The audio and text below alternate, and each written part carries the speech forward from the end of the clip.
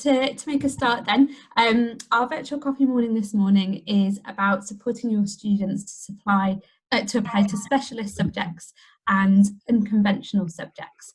So we've got a real range of universities who are going to be presenting, and we're really hopeful that they're able to answer some sort of common themes that you're seeing coming through from your students at the moment. And we know that work experience is a tricky one at the moment with us being in lockdown, and there are sort of specific application process for the subjects we're going to be talking about today. So we are going to do some brief notes about housekeeping. So please have your microphones on mute so we're not getting any feedback. Please do ask your questions though. We've got the chat function, which myself and the other Access HE outreach coordinators will be keeping an eye on, so we'll be answering your questions as we go. So we'll just do some quick introductions. So today we're going to be hearing from Rachel Sene, who's from Trinity Laban. You've got Lucy Slater speaking from Ravensbourne University, and we've got Kate Oliver from the Royal Veterinary College as well. We're going to allow a good chunk of time today for questions at the end, because I think there will be lots of specific questions that will come through. So, and we will allow that time today for questions. Okay, so without further ado, I'm going to hand over first of all to Rachel from Trinity Laban. To talk about the sort of application process for sort of dance and drama and all those sorts of subjects. So I'm going to hand over to Rachel if you would like to share your screen, Rachel. Okay, hello everyone. It's a real pleasure to be here today, and thank you so much for inviting me. So I'm going to try, it's saying that host is disabled, screen sharing. There we go, that should allow you to do that now, Rachel, sorry. Oh yeah, it's still saying disabled. I mean, if not, to be honest, I can just say next slide if that's a bit easier. Okay, bear with me just 1 second.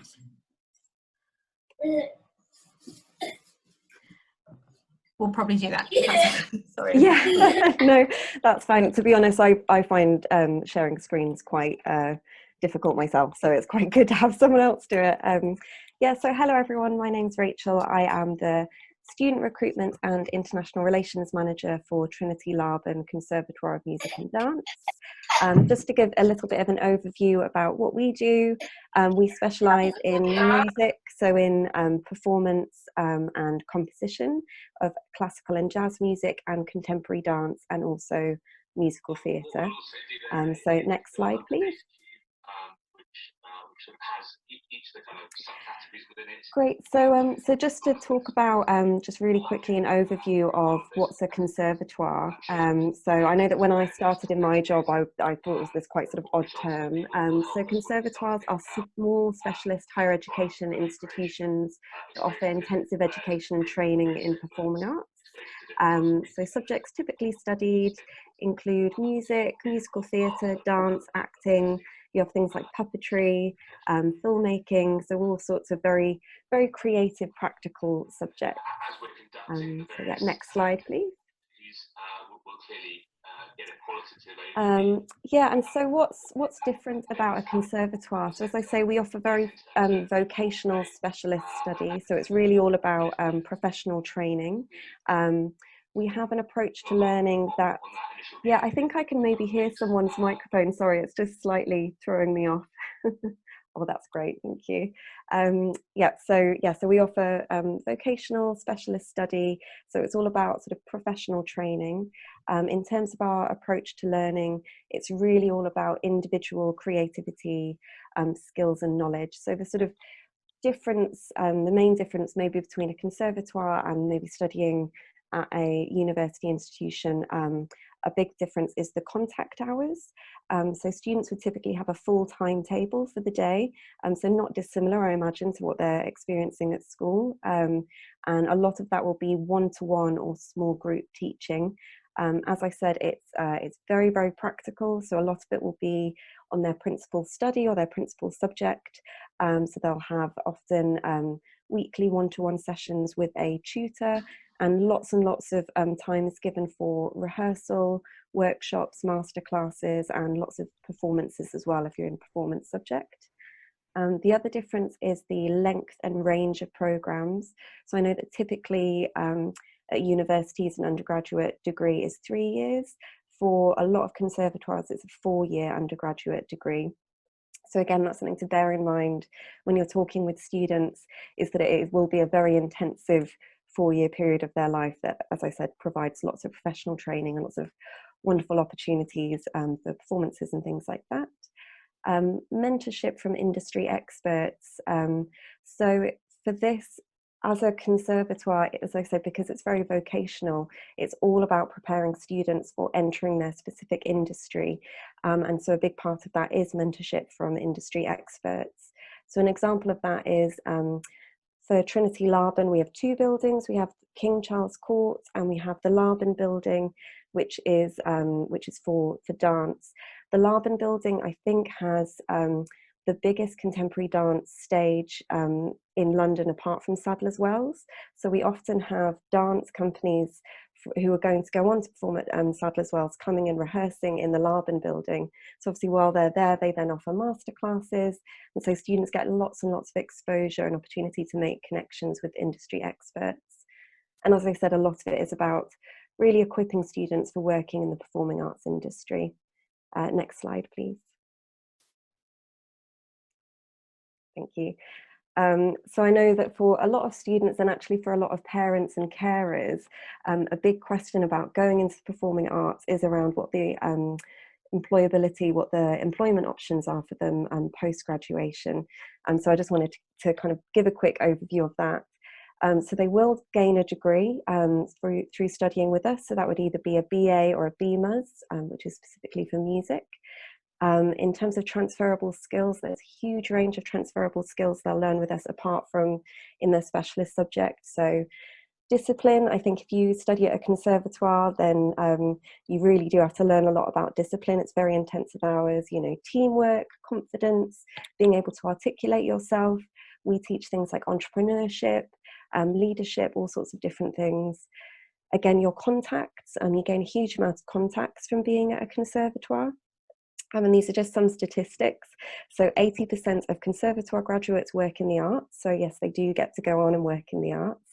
And 97, for us personally, 97.8% of our graduates are in further study or full-time employment 6 months after graduation, which puts us in the top 5% of all higher education institutions in the UK, not just conservatoires. And then these are just some of the careers that our students have gone on to do. So film composers, performers, band performers, freelancers, teaching, arts and artist management. And also outside of the arts, we've got graduates who've gone on to advertising, management, because again, you get all of those transferable skills. So this is something that's quite good to have in the bank if you have a parent or carer saying, how are they going to get a job if they go and study dance or music in higher education? Next slide, please. So, so on to applications. You'll see that I've written usually a lot on here. So unfortunately, it is very specific to each institution and to each course.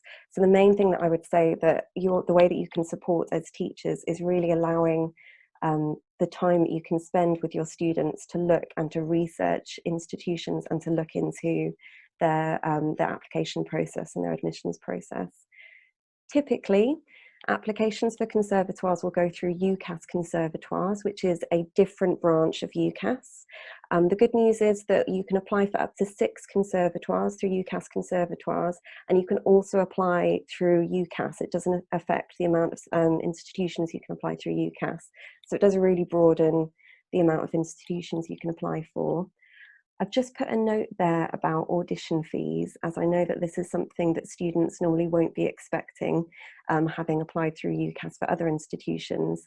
There is a fee to apply through UCAS Conservatoires. I believe it's around £25, and most institutions will charge audition fees, which are normally between £50 and £95. So we appreciate that if you're applying for multiple institutions, that can be quite a lot to pay. Most institutions, including us, do offer audition fee waivers, you know, for people from different economic backgrounds, and if it's an instrument, for example, that we're particularly looking for.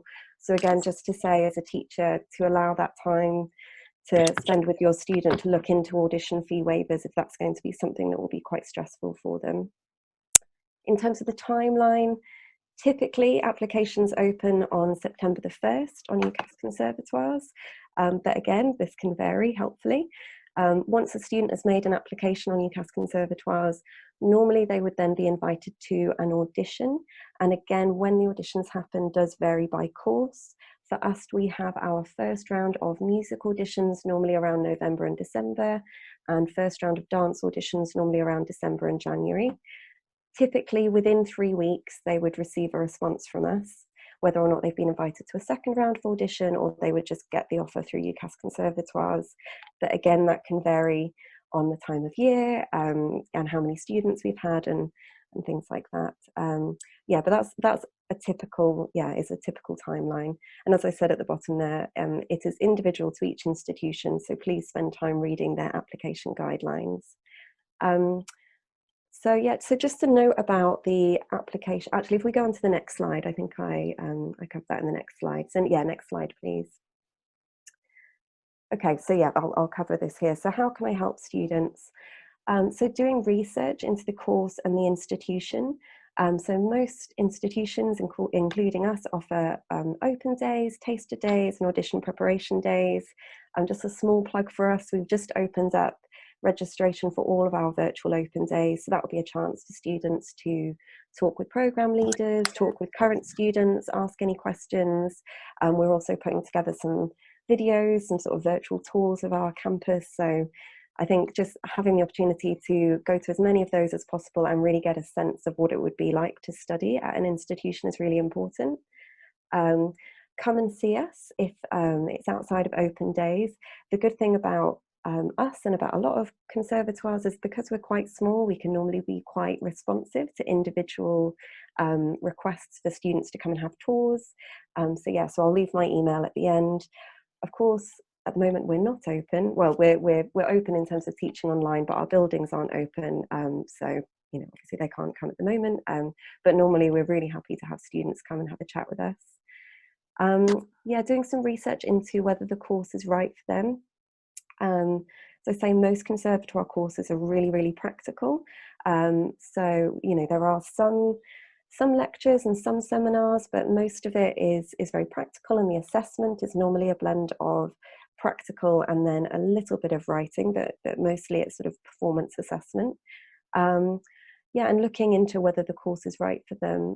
For example, with us at the moment, we currently offer classical, jazz and composition for music, and we do require a grade 8 in those instruments. However, from next year we're starting a new course, which is the Music Performance and Industry course, which will be any genre, and we won't necessarily be requiring a grade 8. We will be looking at audition for sort of the equivalent of grade 8 skills. So that's the kind of thing, if you really dig into what the different courses are, what the opportunities are for performance, you know, I'm sure you know all of this as teachers and careers counsellors, but really sort of seeing what aligns with students' motivations, what they're looking for in higher education. And then entry requirements, are they on track with their specialist subjects? So the good news for some students is that we have quite low entry requirements academically. So for example, for our BEMAs, we only ask for 3 GCSEs at 4 or above and 2 A-level passes, but we do ask for a grade 8 on their instrument.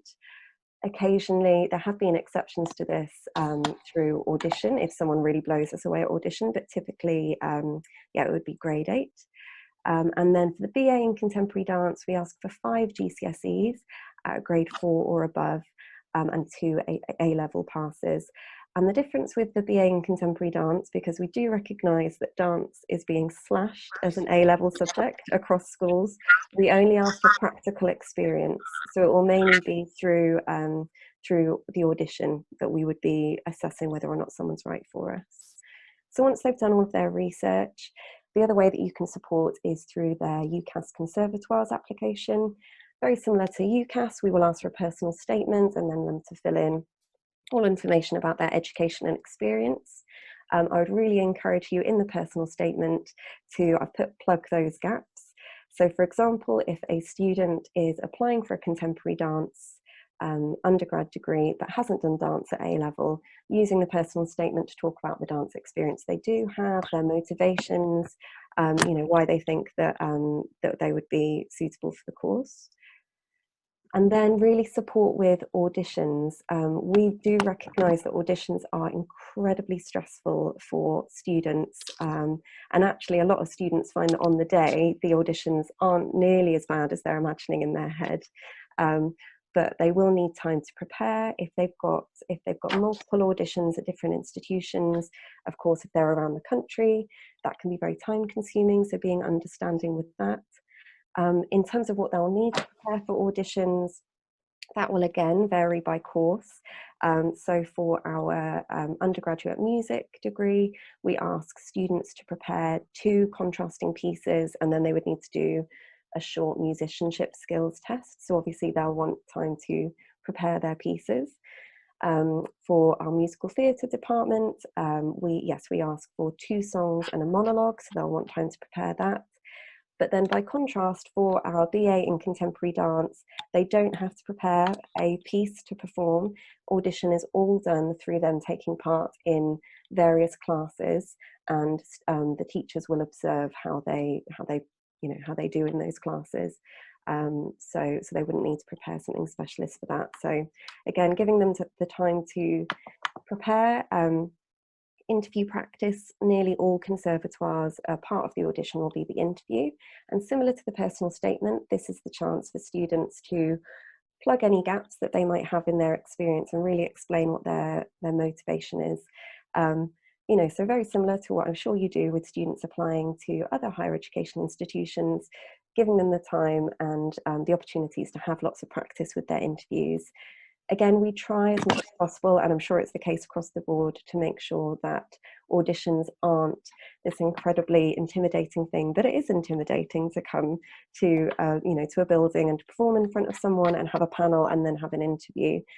So really just giving them the time to have the practice. Just an example of how important the interview is. There was an example, I think last year, of a cellist who came and performed for our head of strings department, and she was quite good, but I think they were kind of on the cusp about whether or not she was at the level to let her in. And then in the interview they asked her how long she'd been playing for, and she said 1 year. And so then of course our head of strings thought, well, if you're this good after 1 year, then with the time, support and the resources that we can give you, you're going to be an incredible musician. And they let her in. So the interview is really, really important, as well as the audition. Sorry, one last thing on the audition is that a really big part of it is us getting a sense of whether students understand their own limitations, because again, coming to a conservatoire, they will have a huge amount of resources, and they will be able to massively improve their skills. But a really big part of what we're looking for is potential, but also self-awareness. So if a student in the interview is able to say, if it's in music, I appreciate that I need to work on my pulse, on my timing, I appreciate that my breathing isn't particularly good in this area. That will make a huge difference, and could be the difference between whether or not we let them in or not, because we can see, okay, you're aware of what your weak spots are and we can support you with that. So again, the interview practice is really, really important. And finally, building confidence. I think, again, even the word conservatoire is quite a barrier to a lot of people.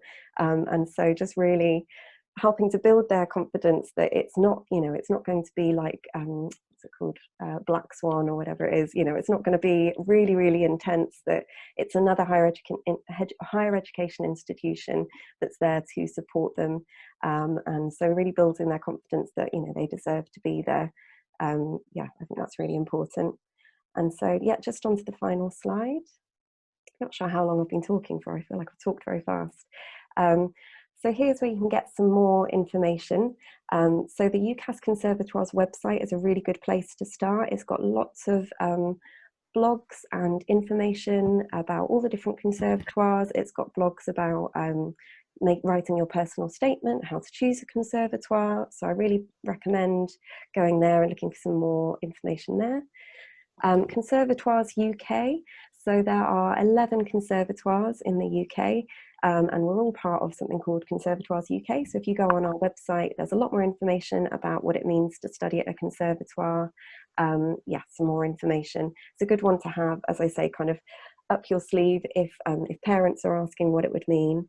And then just, again, because I'm from Trinity Lab and I'm going to mention what we do. So yeah, so if you go to this website, these are our open days, they're free, you can register now.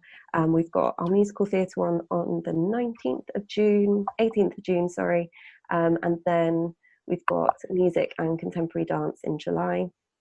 And then also we've got a brilliant learning and participation department. So if you go to trinitylab.ac.uk/take part, then you can see all the different opportunities that we offer for students before they go into higher education. So we have summer schools, taster days, workshops, all sorts of things like that.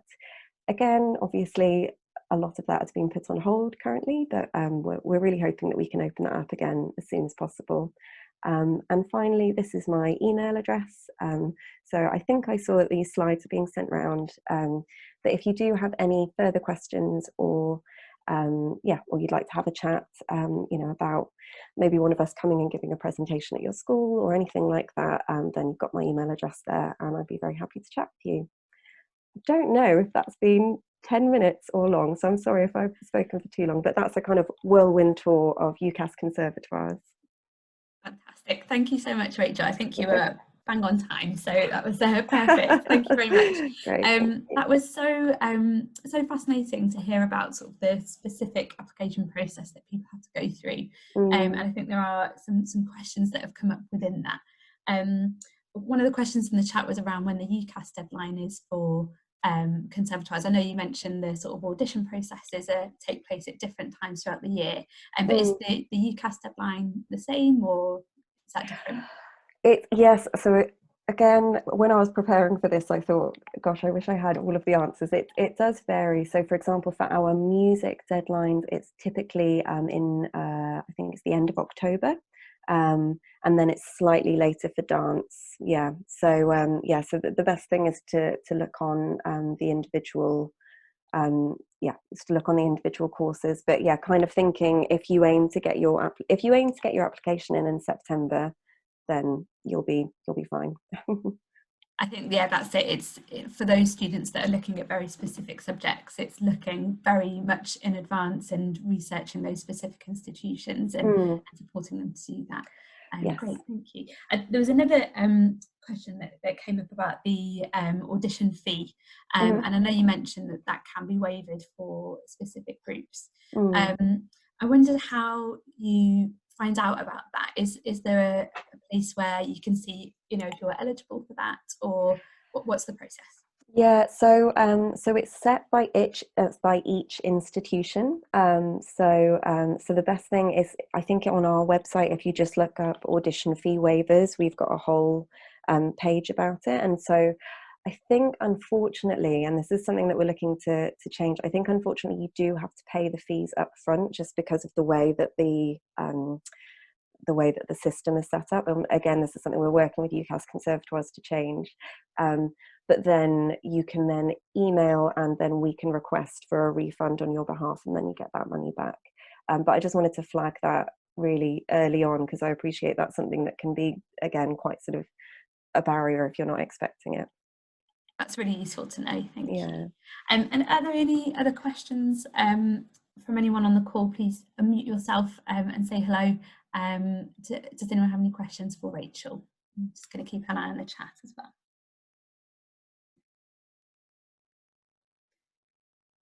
So a good question from Joe about, are you expecting to do auditions? It's a tricky question for you, Rachel. Are you expecting to do auditions in the same way this year? Or are there other sort of plans in place to do things virtually or? Yeah, so that a really good question that we're all asking ourselves at the moment. Since we closed our buildings, because we do have late rounds of auditions as well, I should say that too. So we obviously weren't able to do face-to-face late rounds of auditions, in which case what we offer is a recorded audition. So students would need to submit a series of recorded videos online, and then they're watched by the heads of department, and then similarly an offer would be made through UCAS conservatoires. So I imagine that's what we would do. Or if there was a way that we could hold face-to-face auditions and still be keeping within government guidelines, obviously we would look to do that. We do think it's always preferable to have face-to-face auditions, but yes, there are alternatives. We will still be able to take applications this year. Yeah, I'll just leave it for a couple of more minutes if anyone has any questions and would like to unmute and ask Rachel a question directly.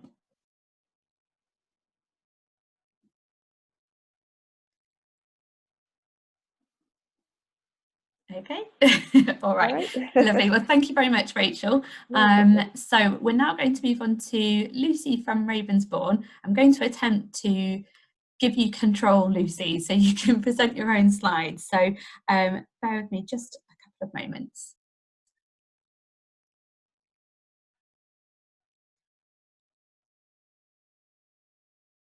I think Lucy was having some difficulties with her laptop. Lucy, are you there? I don't know if she's back in yet, Michelle. We might want to wait and go. I wonder if we go to Kate. Yes.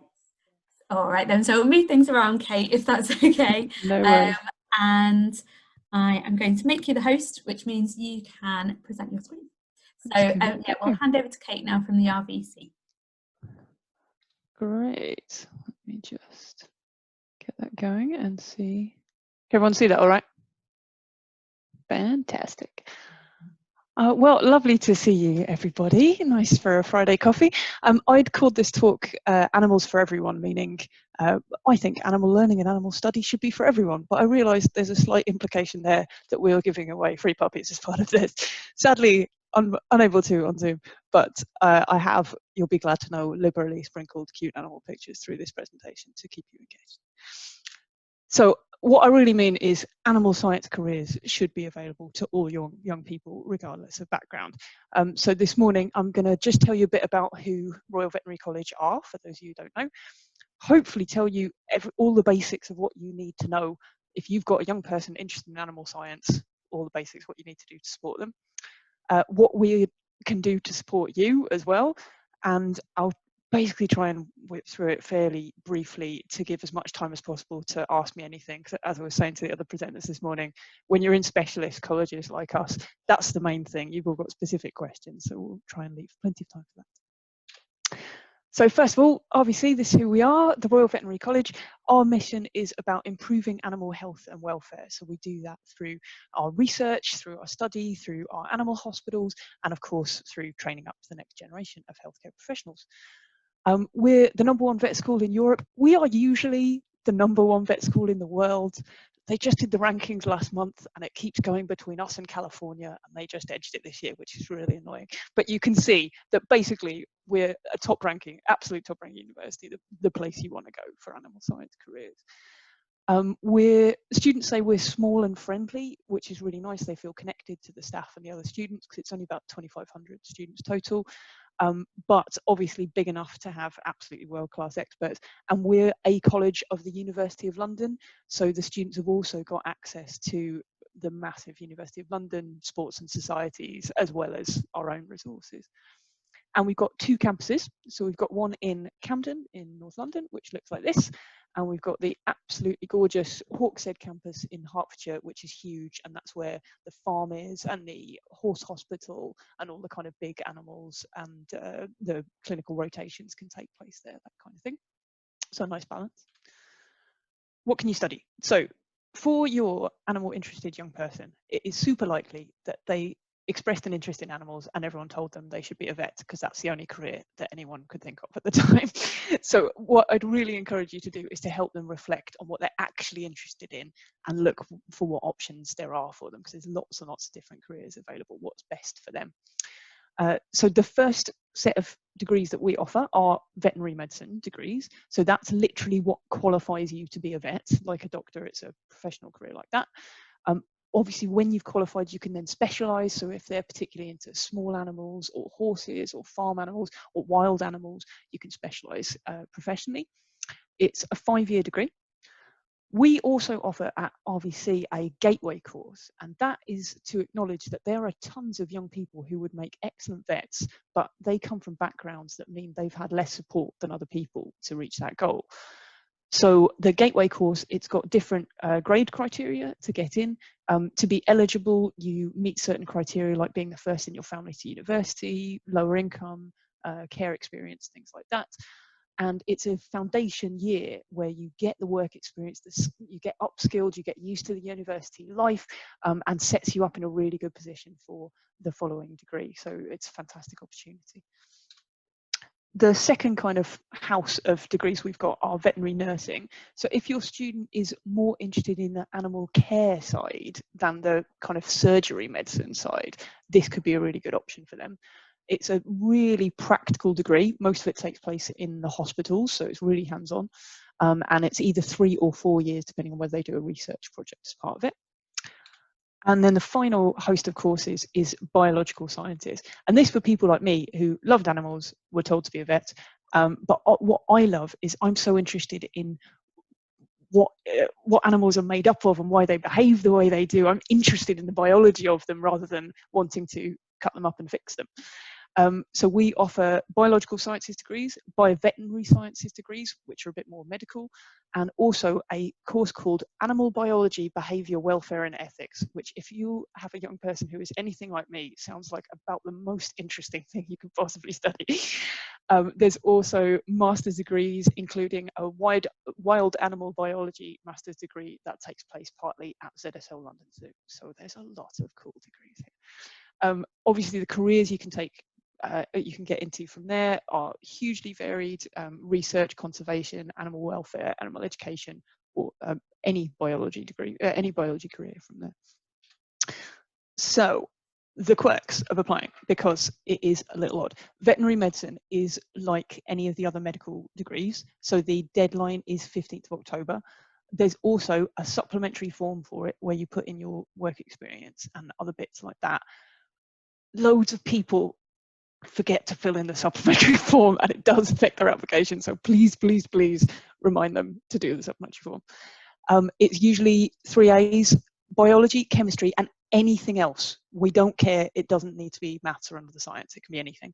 This obviously varies across universities across the country, so check their entry requirements, but this is ours. We also have different levels for BTECs. We've got contextual offers depending on your school's performance. So please, please have a look at what's appropriate for your student too. They need work experience of 70 hours of clinical, so like 2 weeks in a vet surgery, and 70 of non. Obviously not now. Not right now. Don't get them to go anywhere. Tell everyone to stay at home right now. But usually we would ask for that. Right now the admissions process are obviously like, don't worry about that. I'll give some links at the end of things they can do in the meantime. Sarah Jane, I've just emailed you as well a load of links because you'd asked about this specifically for the students who really just want to be doing something about work experience right now. But in terms of admissions, just tell them please not to worry about it. They've got plenty else going on. The veterinary gateway, the grades can be CCC or above. There's no need for work experience because it's for students who are really unlikely to have had that support, and that's a January UCAS deadline. It can also be, if they're applying for 4 medical or veterinary courses, gateway can be the 5th one, so that's a really useful thing to remember as well. I'll put nursing and biosciences up there, but they're a bit more standard.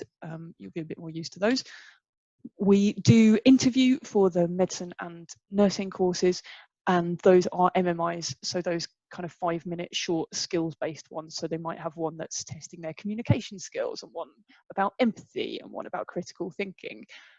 Obviously they're going to worry about them, but they really shouldn't. It really seems like it's a pretty positive experience for most of our applicants. I do the interviews and they have a good time, mostly. Things you can do for them. So as I say, really get them to reflect on their interests and not just default to the first thing they think of. There's so many different cool courses out there they can do. And this is a great opportunity for them to really research their study and career options. I'll put some links for it at the end. There's lots of opportunities for them right now. Teen Vet Club is, if you just Google that, it's the first thing that comes up. It's our email list for young people, which will tell them all of our kind of virtual programs coming up. It will remind them in October that the deadline's coming up, things like that. So if there's one thing they should do, if you just get them to sign up to that, it's only once or twice a term, but that is where we'll remind them of everything and tell them everything. We also run, virtually or otherwise, open days. We've got one in July. We're in a couple of weeks going to launch our Animal Academy website, which is going to have loads of great resources about learning skills and learning knowledge related to animal careers. We're running 3 summer schools this year, and we will again next year, hopefully with more in-person elements. We do Night at the Vet College events, which are big like Museum Lates events where all the scientists do demos. 500 people come, so let's see when the next one of those will be, but they're great. You should come to those. And lastly, just lean on us. I am so aware that mostly you guys will have, one student every couple of years that all this applies to. I don't expect you to know all of this, so please just ask us. I'm really aware as well that students from widening participation backgrounds and disadvantaged backgrounds are the ones who won't know all this because they won't have the support. That's my entire job, so please call me, and Alice, who's also on this call as well, send her questions as well and we will answer them for you. Here's the kind of support you can expect from RVC. RVC is working really hard to be a really inclusive and welcoming place, and to make the veterinary profession in general a really inclusive and welcoming place. There's lots of financial and advice support on options. We're aware that it can be expensive to do work experience and to live in London and all these things. There's a ton of bursaries, and there's a lot of advice available. I found RVC a really, really accessible place. Like it says there, 18% of our students have got a disability or learning difference. There's a ton of help on offer. So everything is pretty well accessible. On site, it's unisex toilets, apart from a couple of single gender. Non-alcoholic vents, lots of those, prayer rooms. It is really trying to be a really inclusive place that welcomes everybody. In terms of our widening participation team, so what we do for students who are underrepresented at RVC, we do lots of programs for targeted young people. So those newsletters like Teen Vet Club I mentioned, and the summer school courses. We just got a brilliant stat back last week that of the students who've attended our summer schools in the last 3 years, 49% got an offer at RVC, which is amazing. So yeah, I can strongly recommend those based on evidence. For schools, we in the normal world are doing outreach and on-site visits for you guys too. So please get in touch. We'll obviously see how the person-to-person contact goes over the next few months, but we've definitely got plans for things like video conferencing and of course lots of resources we can point your specific young people to.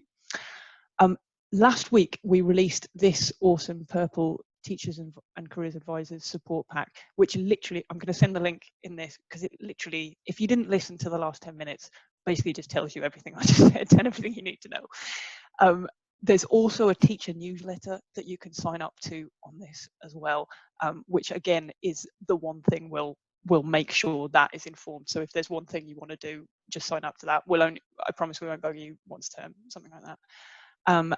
And God, talk to us, just email us, shout us, Google RVC for All, and you'll find out lots more from us. In the pack as well, there's tons of like campus tours, student experiences, lots of videos that you can point students towards as well.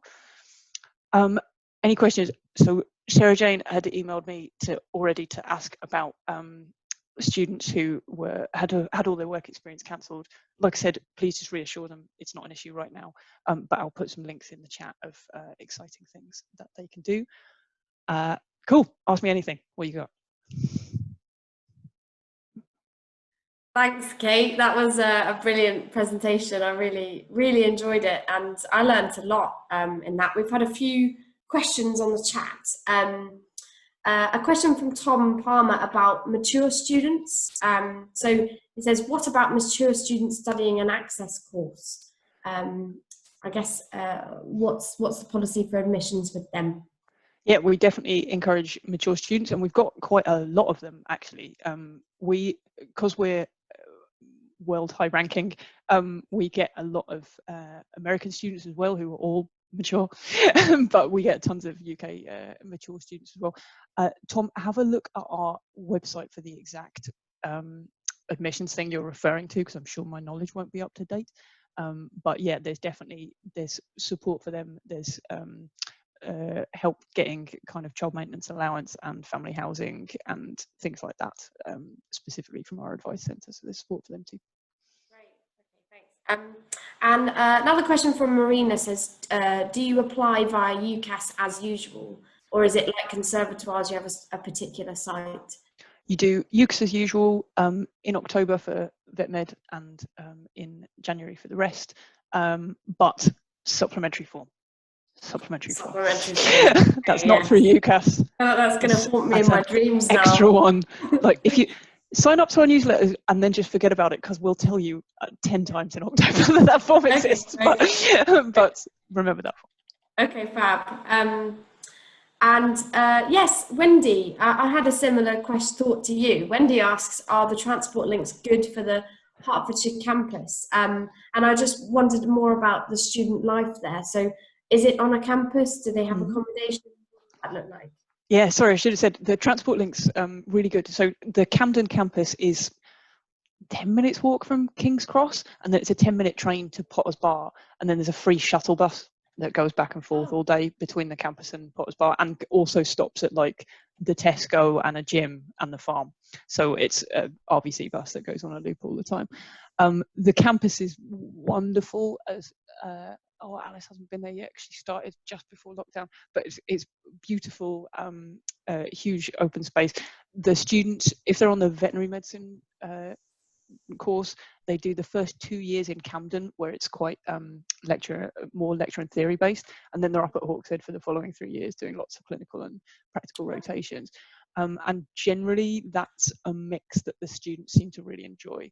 It is a campus, like you say, so there's Students' Union Bar, there's a sports and wellbeing centre, and you're just outside the town of Potters Bar basically, so there's that for kind of normal shops and things, and then you're 10-minute train from London if you want to do the big stuff. And Joe Marjorie asks, do you ever have courses through clearing? To how many sort of admissions do you get a year through the clearing process? Yeah, the VetMed usually not, because it's hilariously oversubscribed, as you can imagine. This year, a little bit more up for grabs, because it's been much harder for admissions to judge, and with the UCAS deadline moving back, what offers to give.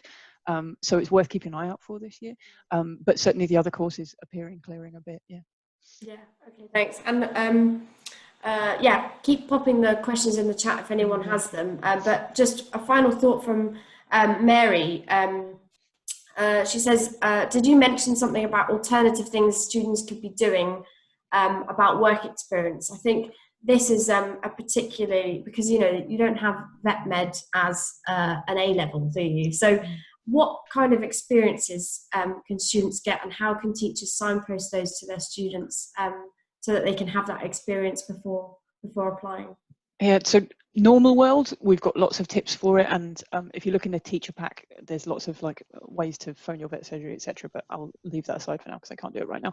I've just put in the chat, Mary, a few comments above yours, a link to the teacher pack for you and a load of links for young people, which are a couple of RVC ones, including a virtual tour of our clinical skills centre, which has got things like, and here's this demo animal we use for bandaging, this is what you do with it, so that kind of skills stuff. And some of the professional society sites like the British Veterinary Association, the Royal Society of Biology, so they've got good resources. There's lots of just fun stuff out there as well if you're into animals like me, so there's live cams from zoos and things. They should just enjoy that, really. I asked a couple of our first year students what they would have wished they'd done, and they said in the first year you study a lot of anatomy, so one of them said that would be a good thing to start getting upskilled on. But honestly, all of this should just be for their own interest right now. There's nothing that everyone's in the same boat, so they really shouldn't worry about desperately trying to get ahead in terms of work experience right now.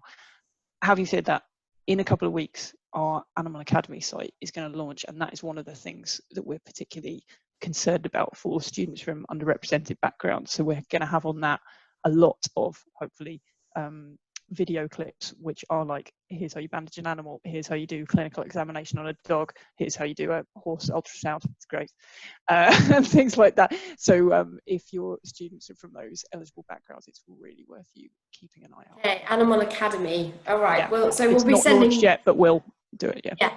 Yeah. We can send out obviously the slides to this, and in our Monday newsletter there'll be all of this, including a video recording of this discussion. So you can sort of switch your brain off if you'd like. Yeah, just to say on the whole anatomy side of things, I was watching the Yorkshire Vet the other day with my grandma. She watches Channel 5 a lot, and there was a dog that had eaten a whole oven glove. Yeah, that sounds about right. It's silly. So that was quite fascinating. Great. Okay. Michelle, I don't know if you want to. Yeah. Yes, so unfortunately technology has scuppered our plans a little bit this morning. So poor Lucy is having lots of problems with her laptop. So we have her slides, so we can definitely share these with you after today, and they've got some really useful links in, and that's about Ravensbourne's offer and digital courses. So we'll definitely share those with you. Beth, I don't know if you would like to speak through them briefly, so just we can have a look at those slides. I know you work closely with Lucy, so perhaps we'll just have a little look through them with the disclaimer that these are Lucy's slides. Yeah. Beth, I'll pop those up on my screen. Okay, great. Yeah, I do not work for Ravensbourne, but I do work quite closely with them, and I cover the creative portfolio for the Uni Connect programme. So I might know a bit about things, but Lucy's got some great information on her slides, so we can quickly go through those. Sorry, Kate, you have to relinquish your rights as host if you wouldn't mind stop sharing your screen. I have stopped sharing. There we go. Okay.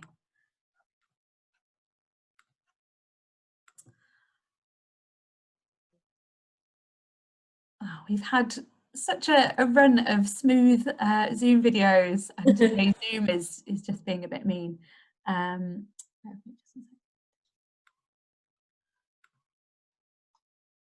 Oh, did you make me host?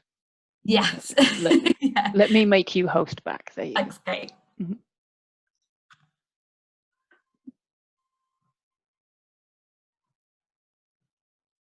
Great, thank you so much.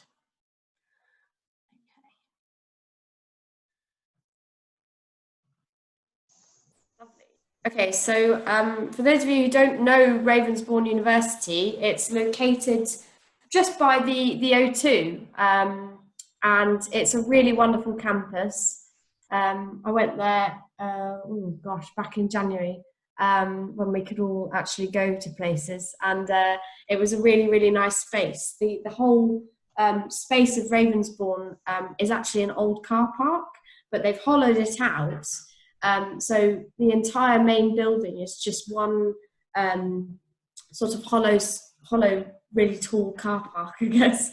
But that means that they don't actually have lecture theatres, or nothing's really in the style as you would normally assume as a university. It's very, very open plan, open spaces, lots of studios and workshops. But they do have kind of sound barriers between rooms and things. Otherwise, I think it could get a bit messy. But it's a really interesting space, and it's definitely a creative one as well. So next slide, please, Michelle, and I'll improvise my way through that. Okay, so yes, they are a specialist creative university, and they offer industry-focused degrees. So I think almost all of the academics and the teaching staff at Ravensbourne also have industry, they are industry professionals, and they do industry roles. So they have that experience to impart on students. I think there is a tendency with some universities, the old academics with elbow patches who have never really left an office or worked in the real world per se. But a lot of the academics at Ravensbourne have had that and actually are currently, you know, contracted artists themselves. It's focused on digital media and design. So they have a really amazing television studio. They've got lots of sort of VR, robotics, computer facilities there. And they it says here that they champion widening participation. So they have a really contextual approach to their admissions, which I think is, you know, one of the leading in the UK. I think they were one of the first to offer these for particular students of particular backgrounds. And as such, their outreach and their communications with schools are really, really strong. So I'm sure Lucy's included her email in this, and I would really suggest getting in touch or speaking with one of the Access HE team members, and we can liaise that for you. Okay, so so given this approach to admissions, their entry requirements are 2 A-levels, grade C or above, but that's flexible. Obviously, BTECs are taken into account, and Lucy always stresses to me that it is more about your portfolio and your interview. It's not so much about your grades, but that is, I guess, what they advertise on their website. So I'm sure because it's a very contextual approach to admissions, each person will be considered individually. As you said, it's all about portfolios and showreels and the attitude to study, which will be assessed in the interview. So here's some, I guess, some links about how to improve somebody's personal statement, how to prepare them for their interview, and also showreels as well, because that is, if you're studying a media subject, that would be your main application point. Courses, although you can't go in-house at the moment, they are offering a lot of online support in the summer term for students. I know that this is when UCAS is really launched in schools and conversations with Year 12s begin to happen, and Ravensbourne obviously understand that, and they have a lot of online virtual courses coming up to support those applications. Yes, and here's one of them. So they've decided to go online for their summer school this year. This is specifically aimed at groups that are currently underrepresented in higher education. 3 online courses starting from the 22nd of June, 1 in showreel, 1 in fashion, and 1 in design. And I believe these run for a number of weeks. I think that, well, they are completely free for students. I'm not sure if there's a limit on how many students they can have. We can go back to Lucy for clarity on that. But yeah, that's definitely something to advertise to your students that might be thinking about doing something creative or preparing their portfolio for that.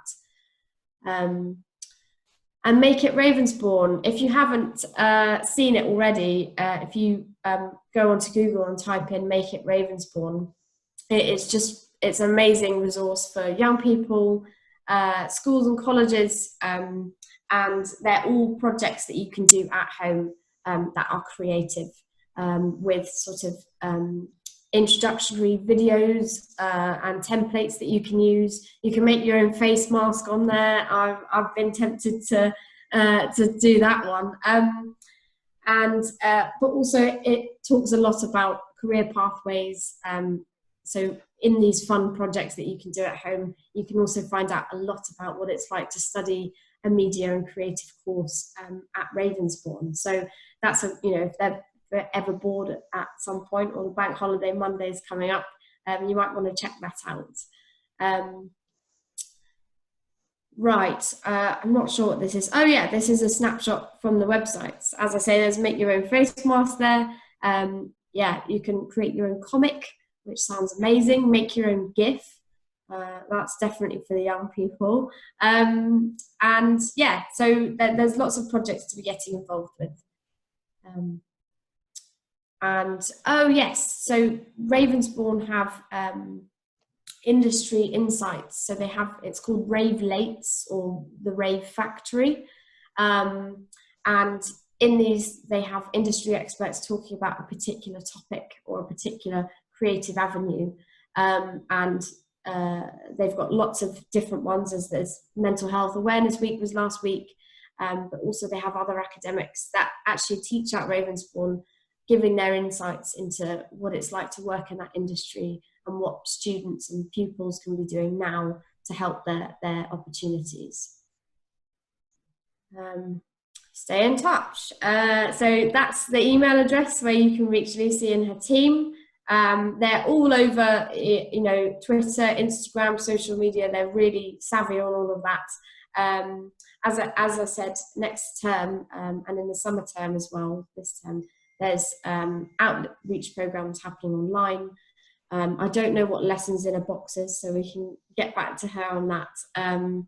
But yeah, sorry you had to hear that from me. But I hope that was informative, and we can get Lucy to do a little sort of follow-up for you in the newsletter on Monday. But sorry she couldn't be here, and I hope that was okay. Michelle, back to you.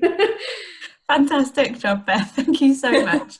I think it was really useful to go through that and see the different virtual offerings that Ravensbourne have at the moment, and you know how you can support your students with those digital courses that they're thinking of applying to. So thank you very much, Beth. We're quickly running out of time. We've got 3 minutes. So are there any other questions from the group for Kate or for Rachel or for Beth, or any questions at all about what you've seen today or any of the resources that you've heard about today?